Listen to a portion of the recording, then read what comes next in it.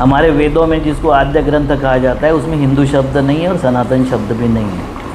बहुत सारे देश हैं जो इंडिया से डरते हैं, भय खाते हैं। किसी को प्रेम आता है, किसी को डर आता है, किसी को भय होता है। तो आरएसएस वैसे ही इंडिया के नाम से पहले ही डरती थी कि मूल समस्याओं की तरफ ध्यान नहीं जाना चाहिए, इसलिए ये सब बनावटी मुद्दे लाए जाते हैं। क्या ज़रूरत थी, क्या फ़ायदा हुआ?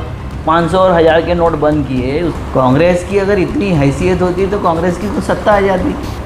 धन्य हो उन सरदारों का, उन जाटों का, उन गुजरों का कि जिन्होंने उसको ताकत से लड़ा। 380-390 दिन लड़ा। दोस्तों नमस्कार, मैं अनिरुद्ध चौहान, स्वागत आप सभी का गांव गुहान। 2024 के चुनाव जैसे जैसे नज़दीक आते जा रहे हैं, वैसे वैसे पार्टियां अपने अपने एजेंडों पर काम करना शुरू कर चुकी हैं। भारतीय जनता पार्टी जिस तरीके से हिंदू मुस्लिम वाली बात को लेकर बदनाम है, उसी तरीके से अब जैसे जैसे चुनाव नज़दीक आ रहे हैं, एक और एजेंडा खड़ा हो गया है। वो है इंडिया का नाम बदलकर भारत किया जाए।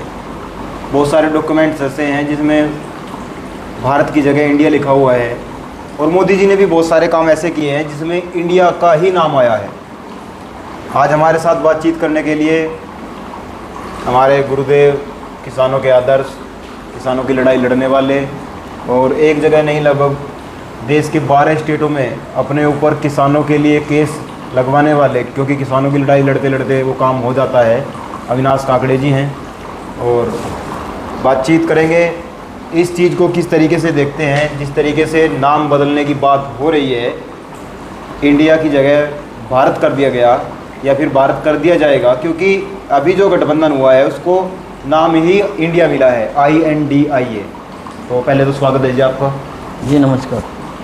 किस तरीके से देखते हैं जो ये अभी चल गया है, ट्रेंडिंग में आ गया है मामला, और ख़ासकर जो RSS है, राष्ट्रीय स्वयंसेवक संघ, वो कह रहा है कि उसके लोग कह रहे हैं कि अब नाम जो है इंडिया की बजाय भारत करना होगा। नमस्कार। उनको वैसे भी इंडिया से डर था, पहले से ही डर था, आज है ऐसा नहीं। सालों से वो इंडिया से डरते हैं। बहुत सारे देश हैं जो इंडिया से डरते हैं, भय खाते हैं। किसी को प्रेम आता है, किसी को डर आता है, किसी को भय होता है। तो RSS वैसे ही इंडिया के नाम से पहले ही डरती थी, और वो नहीं चाहती थी कि, क्योंकि संविधान में लिखा है India is Bharat, Bharat is India, उसमें कोई अलग नहीं था लिखा हुआ। मगर इंडिया से एलर्जी कैसी हो गई कि इंडिया नाम का एक फ्रंट खड़ा हो गया, जो फ्रंट में 60% वोट है, ऐसा उनको पक्का गारंटी हो गई। अब हारने का डर सबसे बड़ा होता है राजनीति में। सबसे बड़ा डर कौन सा है? हारने का डर। तो हारने का डर जैसे ही उनको हो गया, तो उनको इंडिया से भय जितना था उससे दुगना हो गया। अब मेरा ये सवाल है कि क्या दूसरी नोटबंदी होने वाली है? क्योंकि हर नोट पे भारत लिखा हुआ है, इंडिया लिखा हुआ है। तो क्या वो इंडिया उसको मिटाना है? 1 रुपये के सिक्के पर भी वही लिखा हुआ है, 10 के सिक्के पर भी लिखा हुआ है, नोट पर भी वही लिखा हुआ है, चाहे वो 2000 का नोट हो, चाहे वो 2 रुपये का नोट हो। 2000 के तो अब दिखाई नहीं देते नोट। ठीक है, वो दिखाई नहीं देते, वो क्या हो रहा है क्या नहीं हो रहा है, ये हर वक्त ऐसे चलते रहता है। क्योंकि आपको दिमाग को सेटल नहीं होने देना है, आपकी मूल समस्याओं की तरफ ध्यान नहीं जाना चाहिए, इसलिए ये सब बनावटी मुद्दे लाए जाते हैं। क्या ज़रूरत थी, क्या फ़ायदा हुआ? 500 और 1000 के नोट बंद किए, उसकी ज़रूरत क्या थी और क्या फ़ायदा हुआ? 2 सवालों के जवाब किसी ने दिया। जो जवाब दे रहे थे इससे आतंकवाद समाप्त होगा, नक्सलवाद समाप्त होगा, ब्लैक मनी समाप्त होगा, अब उसके ऊपर बोलने के लिए भी लोग तैयार नहीं हैं, उसके लिए एक शब्द नहीं बोलते। तो ये इनकी फितरत रही है। तो इसमें ये इंडिया, भारत, इसमें सबसे ज़्यादा अगर खुश कोई होगा तो पाकिस्तान होगा, क्योंकि 1947 में पाकिस्तान ने क्लेम किया था कि इंडस वैली हमारे पास है, हड़प्पा मोहनजोदड़ो की संस्कृति हमारे पास है, सिंधु सभ्यता और सिंधु नदी हमारे पास है। तो इंडिया ये नाम हमको होना चाहिए, हमारा नाम होना चाहिए इंडिया। अगर ये आने वाले पार्लियामेंट के सेशन में अगर इंडिया नाम बाहर निकालने का प्रयास करते हैं, तो ये पक्का समझ लो कि सबसे ज़्यादा खुश पाकिस्तान होगा। और बीजेपी वैसे भी पाकिस्तान खुश हो जाए इसलिए काम करती है। वही तो कहते हैं, हमने तो बोलती बंद कर रखी है पाकिस्तान की। पाकिस्तान के घुटने अपने टेका दिए हैं, पाकिस्तान की हिम्मत नहीं है बोलने की, चाइना को आंखें दिखा रहे हैं। आप कह रहे हैं कि देखो भाई, मंगल पे भी वही गए हैं, चांद पर भी वहीं पहुंच गए हैं, इसरो का तो कोई काम ही नहीं था, है ना। वो यूक्रेन और उसका जो वॉर है रशिया का, वो भी इन्होंने एक फ़ोन पे रुकवा दिया था। इनके बच्चे वहाँ, मणिपुर का वॉर नहीं रुकता यार। यूक्रेन और रशिया मान जाता और मणिपुर के ट्राइब नहीं मानते हैं, ये कैसा मामला है। तो हर चीज़ हमने ही किया है भाई। 2014 के पहले तो आज़ादी ही नहीं थी देश को, 2014 के बाद आज़ादी मिली, तो जो कुछ बेच रहे हो 2014 का ही बेच रहे हो ना। उस वक्त तक जो बना था वही बेच रहे हो, जो बदल रहे हो वही बदल रहे हो। तो अगर कुछ नहीं था, एक अभी परसों के दिन मुझे एक अंकल मिले थे, तो वो बोल रहे थे कि मैं रिटायर्ड हो गया हूँ 2013 में और कांग्रेस ने कुछ नहीं किया। मैं बोला तुझे जो सर्विस लगी वो तो कांग्रेस की वजह से लगी थी। उन्होंने जो बनाए थे स्कूल, भाई अंग्रेज़ों ने तो इतने स्कूल नहीं बनाए थे, तो तुझे मास्टर की सर्विस लगी थी कांग्रेस की वजह से। तुझे जो पेंशन मिल रही वो कांग्रेस की वजह से। तू जो बोल रहा है ठास के बच्चों पे मेहरबानी पे जी नहीं रहा, वो भी कांग्रेस की वजह से। तो तुझे अगर नहीं समझ रहा है कि कांग्रेस की वजह से मेरा सब कुछ हो रहा है, और तू अभी बोल रहा है कि जो कुछ किया ही नहीं कांग्रेस ने, भाई कांग्रेस ने किया कि नहीं किया ये बात अलग है। तुम्हारे ज़िंदगी में तब्दीली हुई कि नहीं ये महत्वपूर्ण है। और वो तब्दीली अगर हुई होगी तो उस वक्त के शासन ने जो कुछ अच्छे काम किए होंगे, अच्छे और बुरे दोनों काम होते, नहीं तो 5 साल के बाद हम हराते क्यों? एक ही शासन रहता था, हमने सबको हराया। तो हराना इसके लिए होता है ना कि हमको पसंद नहीं आए काम, इसलिए हराना हमको पड़ता है। डेमोक्रेसी का ये मेन प्रिंसिपल है। और मेन प्रिंसिपल में अगर जनता अपना निर्णय देती है, इसका मतलब ये नहीं है कि पिछले वालों ने कुछ काम ही नहीं किया। ये समझना और ये सोचना, ये मूर्खता की निशानी है, जो मूर्खता ये कर रहे हैं। लेकिन वो जो काम कर रहे हैं देश के लिए, वो कह रहे हैं कि हमने तो विकास की नदी चला दी है, विकास हो रहा है देश में, बड़े बड़े छोटे छोटे रोड बन रहे हैं, बड़े बड़े इंडस्ट्री लग रही है देश में। और किसानों ने जानबूझ के इसका विरोध किया, जो वो बिल लेके आए थे 3 बिल, उसका भी जानबूझ कर किसानों ने विरोध किया। वो भी कांग्रेस के इशारे पर हुआ। जितने लोग आंदोलन कर रहे थे सब खालिस्तानी पाकिस्तानी माओवादी थे। कांग्रेस की अगर इतनी हैसियत होती तो कांग्रेस की तो सत्ता आ जाती। 380 दिन 90 दिन किसानों को, लाखों किसानों को रास्ते पे बिठाने की जिस पार्टी की औकात होगी वो सत्ता में आएगी कि नहीं आएगी? अगर कांग्रेस का आंदोलन था तो तुमने माना क्यों? ये किसानों का आंदोलन था। और ये जो इन्होंने 3 बिल लाए थे, इसी तरीके के बिल अमेरिका में आए थे, अमेरिका के किसानों ने भी उसका विरोध किया था, मगर सिविल सोसाइटी ने उसको उतने तरीके से रिस्पांस नहीं दिया जहाँ हमारे यहाँ भी नहीं दिया। मगर धन्य हो उन सरदारों का, उन जाटों का, उन गुजरों का कि जिन्होंने उसको ताकत से लड़ा, 380-390 दिन लड़ा और हमारी फूड सिक्योरिटी को रोक दिया। कि फूड सिक्योरिटी हमारे हाथ में है, नहीं तो अडानी और अंबानी के हाथ में हमारी फूड सिक्योरिटी चली जाती। भाई सास बहू का झगड़ा होता है ना, वो भी इसलिए होता है कि किचन में क्या पकाया जाए, और वो सास तय करेगी पकाना क्या है या बहू तय करेगी, इसी के लिए झगड़े होते हैं। क्योंकि दोनों अपने परिवार से प्यार करते हैं, दोनों के दोनों, बीवी भी करती है और उसकी माँ भी करती है, दोनों प्यार करती है उससे। मगर झगड़ा किस बात का होता है? इसी पे होता है कि किचन पे कब्जा किसका रहेगा। क्योंकि जिसका फूड पर कब्जा होता है उसका देश पर कब्जा होता है, जिसका फूड पर कब्जा होता है उसका घर पर कब्जा होता है, जिसका फूड पर कब्जा होता है वो दुनिया को बता सकता है, अपने डिक्टेशन दे सकता है। और ये फूड का कब्जा अगर हम अडानी के हाथ में दे देते, अंबानी के हाथ में दे देते, हमारे देश की हालत क्या होती? भला हो किसानों का जिन्होंने इसके विरोध में लड़ा और अपना वजूद जिंदा रखा। 3 करोड़ लोग अमेरिका के किसान फुटपाथ पर आ गए, ज़मीन नहीं बची। बिल गेट्स वहाँ का सबसे बड़ा किसान हो गया, वैसे हमारे यहाँ अडानी हो जाता, अंबानी हो जाता। फिर आपने मोदी जी को बताया कि मोदी जी डरे हुए हैं, हारने का डर है उनको, और इंडिया की तरफ 60%। उनके लक्षणों से तो दिख रहा है, उनकी जो हड़बड़ाहट है, जो लक्षण है, उससे तो ऐसा दिख रहा है। ऐसा क्या दिखाई दिया आपको हड़बड़ाहट में? हड़बड़ाहट में ये दिखाई दिया कि इंडिया, वही बोलते थे जीतेगा इंडिया, मुझे वोट दोगे तो जीतेगा India, India skill India, scale India, दौड़ो इंडिया, भागो इंडिया, ये सब योजना किसकी थी? और अचानक एलर्जी कैसी हो गई इंडिया से? तो इंडिया से एलर्जी इसलिए हो गई कि इंडिया नाम का एक ग्रुप बन गया पॉलिटिकल, उससे आपको डर लगे। मोदी जी कह रहे हैं तो वो 3री बार फिर हम ही आएंगे, राकेश टिकैत जी भी कह रहे हैं अगर 24 में जीत गए तो 26 में राष्ट्रपति कोई भी नेता हारने के लिए बोलता है क्या? आपके यहाँ जिसकी जमानत जब्त होती होगी या हमारे यहाँ जमानत जब्त होगी, तो वो खड़ा जब होता है इलेक्शन में या इलेक्शन फेस करता है तो वो जीतने के लिए होता है या बोलता है कि मेरी जमानत जब्त होने वाली है? क्या बोलता है?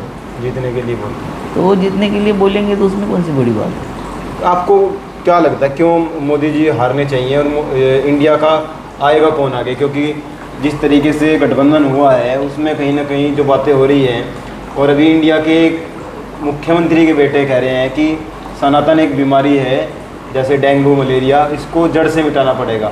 ऐसे ऐसे ये दो अलग अलग सवाल है। आप जो पूछ रहे हो एक साथ पूछ रहे हो, दो अलग अलग सवाल। दोनों सवाल अलग अलग पूछो तो मैं जवाब दूँ।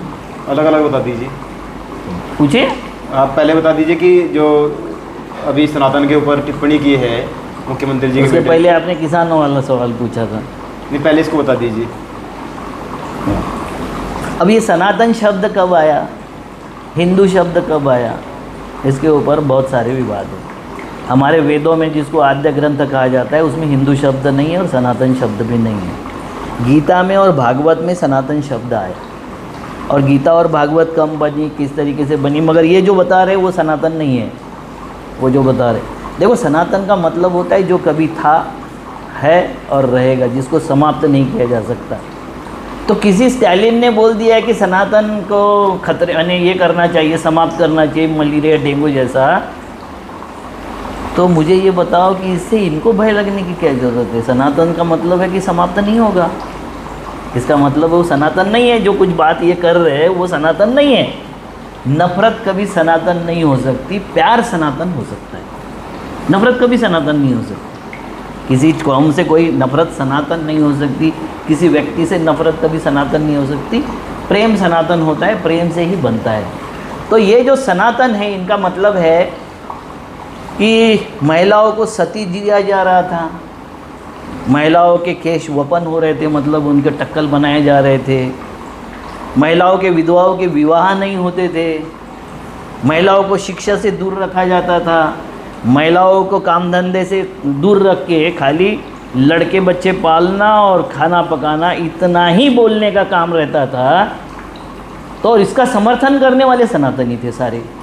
हमारे जितने ऋषि मुनि थे, हमारे जितने समाज सुधारक थे, चाहे वो राजा राम मोहन राय हो, चाहे वो आगरकर हो, चाहे वो अभी के दाभोलकर हो, इनको विरोध कौन करता है? तो ये सनातन ही करते हैं।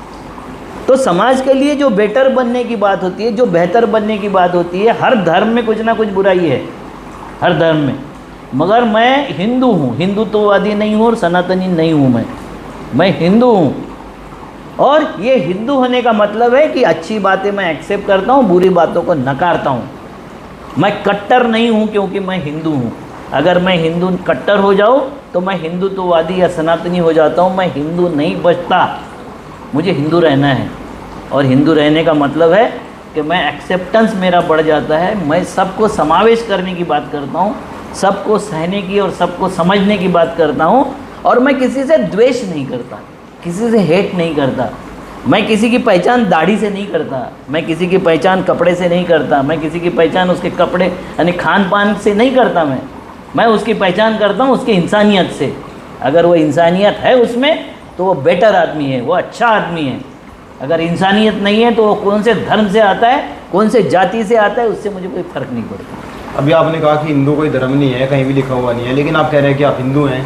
हाँ, क्योंकि ये हिंदुस्तान है, इस देश की मूल संस्कृति है, जो सर्वसमावेशक है, जो निसर्ग पूजक है, जो सबको साथ में लेके चलने की बात करता है, जो पारसियों की अच्छाई, मुसलमानों की अच्छाई, जितने भी धर्म बाहर से आए होंगे, ईसाइयों की अच्छाई लेकर अपने में तब्दीली लाता है, वो हिंदू है। भाई नाम कुछ ना कुछ तो देना पड़ेगा ना, किसी इसको एक नाम देना पड़ेगा। अब हिंदू नाम बहुत गौरवजनक नहीं है ऐसा इतिहासकार बोलते हैं, मगर मेरे देश की मूल संस्कृति को कोई शब्द अगर एड्रेस करता है, वो अगर हिंदू शब्द है मेरी संस्कृति को एड्रेस करने वाला, तो मुझे कोई एतराज़ नहीं है। बुरा शब्द उन्होंने बोला होगा ना, मैं उसको अच्छा करके एक्सेप्ट कर रहा हूँ और मैं बोल रहा हूँ कि हाँ मैं हिंदू हूँ, अच्छी बात है। छत्रपति शिवाजी महाराज हिंदू थे, तुकाराम महाराज हिंदू थे, कबीर के बारे में विवाद होगा मगर तुलसीदास हिंदू थे। आपको पता है तुलसीदास को मस्जिद में बैठकर लिखना पड़ा था रामायण। क्यों? सनातनी उसका विरोध कर रहे थे कि तू लोकल भाषा में क्यों लिख रहा है, संस्कृत में लिख। ये है सनातन की मूल प्रवृत्ति।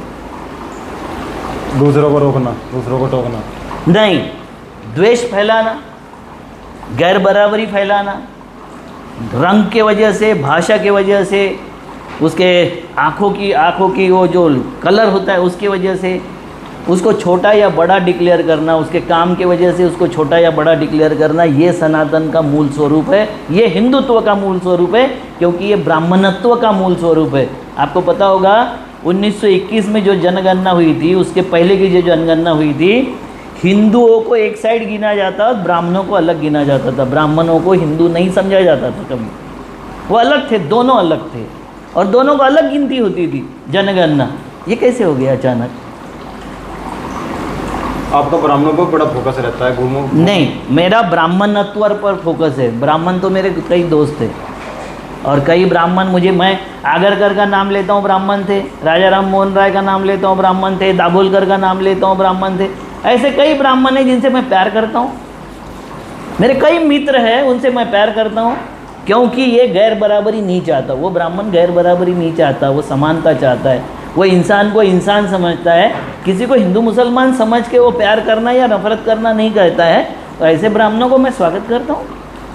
ऐसे मेरे दोस्त भी हैं और उनका मैं ये भी करता हूँ, सम्मान भी करता हूँ। एक और सवाल था इसी बीच में, आपने टोक दिया कि इंडिया की तरफ से प्रधानमंत्री का चेहरा कौन बनेगा। इधर से साफ है एनडीए की तरफ से कि मोदी जी ही चेहरा है, मोदी जी ही बनेंगे, लेकिन इंडिया की तरफ से अभी तक गठबंधन वाली ये भी तय नहीं कर पाए कि प्रधानमंत्री का चेहरा किसको बनाया जाए, क्योंकि जो क्षेत्रीय दल हैं वो चाहेंगे हम बने, और दूसरा बड़ा दल कांग्रेस है, तो कांग्रेस में राहुल गांधी या प्रियंका गांधी नाम नज़र आते हैं। आपको क्या लगता है, किस तरीके से देखते हैं आप इस चीज़ को? हमारे यहाँ प्रेसिडेंशियल इलेक्शन नहीं होता, राष्ट्रपति का चुनाव नहीं होता कि उसका नाम देना चाहिए। एक तो आप ये मान लो कि हमारी भारत भूमि बांझ हो गई है, कि जिसने सुपुत्र जन्मना छोड़ दिया है, जनना छोड़ दिया। 50 लोग हैं। अरे हमारे तो देवेगौड़ा ने भी इससे अच्छा चला लिया था, I.K. गुजराल ने भी इससे अच्छा शासन चला लिया था। चलाया था कि नहीं चलाया था? मनमोहन सिंह ने भी अच्छा शासन चला लिया था, आज याद आते हैं मनमोहन सिंह। तो ये आज बोल के पंगा डालना, ये आरएसएस का काम है। किसी आम भारतीयों को ये सवाल ही नहीं है कि मोदी नहीं तो और कौन। मोदी नहीं, ये बात अभी तय हो गई है कि मोदी नहीं, और कौन है कौन नहीं वो देखेंगे जब आएंगे सांसद चुन के। हमारे सांसदों के विवेक पर, हमारे सांसदों की बुद्धिमत्ता पर, हमारे सांसदों के, जैसे मुझे भारत की जनता पर विश्वास है वैसा मुझे सांसदों पर भी विश्वास है। क्या गलत है? जी। मैं मैं विश्वास रखूँ कि नहीं सांसदों पर? तो सांसद तय करेंगे कौन होगा, जो बड़ी पार्टी आएगी उसका होगा प्रधानमंत्री, मगर इनसे अच्छा चलाएगा। मोदी जी से इतनी नफरत क्यों हो गई है देश को? 2 बार जीत चुके हैं, 2 बार प्रधानमंत्री उनका जनता चुन चुकी है, और तीसरी बार भी लगता देखो, राम मनोहर लोहिया जी ने बोला था, या हमारी एक पुरानी कहावत है कि वो भाकरी क्यों जली, रोटी क्यों जली, फेरी नहीं गई। पान क्यों सड़ गया, फेरा नहीं गया। घोड़ा क्यों अड़ गया, फेरा नहीं गया। 10 साल बहुत होते हैं, अब फेर लेना चाहिए। नफरत वफरत किसी से नहीं, नफरत विचारों से हो सकती है। व्यक्ति से नफरत क्या करते? व्यक्ति का तो ज़िंदगी कितनी है, और 10-20 साल जी लेंगे मोदी जी। भाई कोई अमर होके तो आया नहीं है ना? तो ऐसे इसमें वैसे भी उन्होंने 75 साल बोला है, 74 के हो ही गए, अगले 1 साल में 2 साल में रिटायर्ड ही होने वाले हैं। तो उनसे नफरत नहीं करता मैं, किसी व्यक्ति से नफरत मेरा कोई ये नहीं है। मैं विचारों से ज़रूर विरोध करता हूँ, और विचार मेरे अपने विचारों के साथ में मैं जीता हूँ, उसमें गलत क्या है? और आप बोल रहे हैं कि इनका विरोध क्यों? भाई नेशनल हाईवे अथॉरिटी पर 10 गुना ज़्यादा कर्जा बढ़ गया। कर्जा तुम्हारी जेब से जाएगा। टोल के रेट क्या हो गए? 2014 के पहले कितना टोल देते थे और अब कितना टोल दे रहे हो? 2014 के पहले रोड कितने थे देश में? कितने थे? सारे रोड थे। आपके जितने उत्तर प्रदेश के बड़े बड़े रोड है बने, उसमें कई रोड तो पहले ही बने हुए थे। तो अभी आप बताओ यहाँ कि 200 गुना ज़्यादा पेमेंट दे के रोड बने जितना तय है। जो कमेटी ने तय किया है कि भैया इतना किलोमीटर, इतना 1 किलोमीटर के लिए इतना पैसा खर्चा कर सकते, उससे 200 गुना ज़्यादा खर्चा करके रोड बनाया, कौन जांचेगा इसको? तो जांचने के लिए सरकार बदलनी चाहिए कि उन्होंने अच्छा किया था, बुरा किया था। अगर आने वाली सरकार बुरा करेगी तो उससे अगली सरकार उनकी आएगी, उसमें क्या टेंशन है? समस्या क्या है? ये राजतंत्र थोड़ी है, मरते तक राजा रहेगा, लोकतंत्र है। लेकिन जो इंडिया वाले हैं, गठबंधन वाले हैं, वो कह रहे हैं कि लोकतंत्र को कोई कहीं ना कहीं मोदी जी से खतरा है।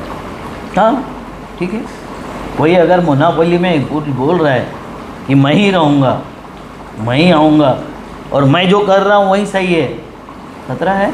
मोदी किसी को पूछते थे? एनडीए वालों को। जब इंडिया बना तो एनडीए वाले 38 लोग इकट्ठा कर दिए, अकेला शेयर चला था, 38 लोग हैं भैया तुम्हारे साथ में, ये तो 28 ही है। मगर वो 38 लोगों के पास में वोट शेयर है 40% और इनके पास में वोट शेयर है 60%। ये डर है। तो इसको आप सीधा कहना मतलब ये है कि मोदी जी अब की बार प्रधानमंत्री नहीं बनेंगे? मैं कोई भविष्य नहीं बताता, मगर जहाँ तक किसान जिस तरीके से बर्बाद हुआ है, जिस तरीके से युवाओं के रोज़गार को बर्बाद हुए हैं, जिस तरीके से महिलाओं का उत्पीड़न हो रहा है, जिस तरीके से इनकी मोनोपोली चल रही है, जिस तरीके से देश पे कर्जा बढ़ रहा है, जिस तरीके से हमारा इनकम कम हो रहा है, लोग उनको बदलने के मूड में है, ऐसा मुझे लग रहा है। चलो बहुत बहुत धन्यवाद आपका, अपने समय दिया। और हम कोशिश करते हैं कि कोई भी हमारे द्वारा ऐसा वीडियो न बनाया जाए जो किसी जाति, किसी धर्म, किसी मजहब के खिलाफ हो। हम केवल फैक्ट पर बात करते हैं और कोशिश ये करते रहते हैं कि हमारे ज़रिए, हमारे चैनल के माध्यम से देश में भाईचारा और बंधुत्व की भावना बनी रहे। क्योंकि जिस तरीके से देश में पिछले चंद सालों से भाईचारे को ख़राब करने के लिए काम किए जा रहे हैं, वो हमारी नज़र में कहीं ना कहीं गलत और संविधान की दृष्टि से भी गलत हैं। हमें चाहिए हम संविधान की बात करें ताकि हमारे लोग मिलजुल कर रहें। We the power of India और we the power of people of India, हमारा संविधान हमें ये बताता है और हम संविधान के अनुसार चलने की भरपूर कोशिश करते रहते हैं। अभी आपने अविनाश काकड़े जी को सुना, कमेंट करके ज़रूर बताइएगा आपको क्या लगता है, क्या 2024 में मोदी जी तीसरी बार भारत के प्रधानमंत्री बनेंगे या फिर इंडिया की तरफ से कौन सा नाम सही रहेगा। जय हिंद, जय भारत।